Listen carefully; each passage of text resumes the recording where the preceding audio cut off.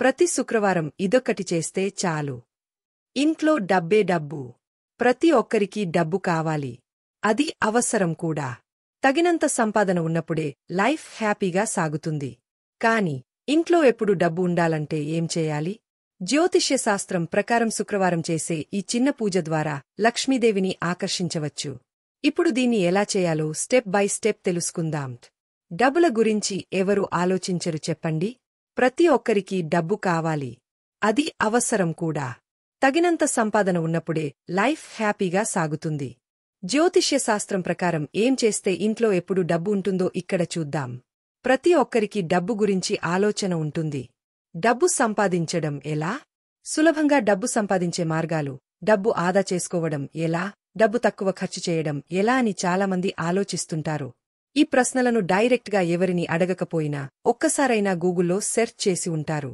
పొద్దున లేచినప్పటి నుంచి రాత్రి పడుకునే వరకు ప్రతి ఒక్కరూ కష్టపడేది ఆ డబ్బు కోసమే.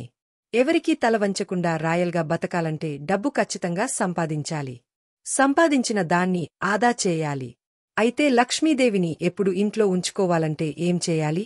జ్యోతిష్య నిపుణులు ఏం చెబుతున్నారో ఇక్కడ చూద్దాం. శుక్రవారం లక్ష్మీదేవికి పూజ చేస్తే డబ్బే డబ్బు. చాలామంది రోజు ఉదయం, సాయంత్రం దేవుడి ముందు నిలబడి మాకు మంచి సంపాదన కలగాలి అని కోరుకుంటూ ఉంటారు.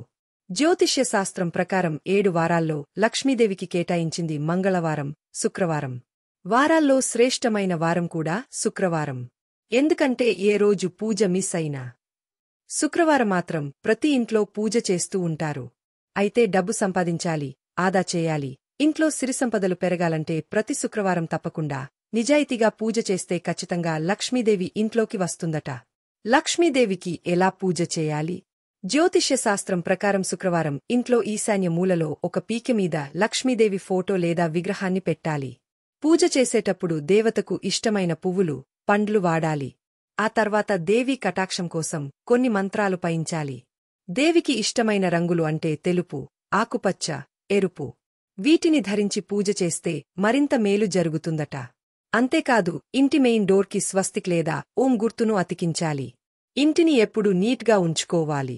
ఇంట్లో ఎలాంటి నెగటివ్ ఎనర్జీ రాకుండా ధూపం, అగరబత్తి వెలిగించాలి. ఇవి చేసి పూజ మొదలు పెట్టాలి.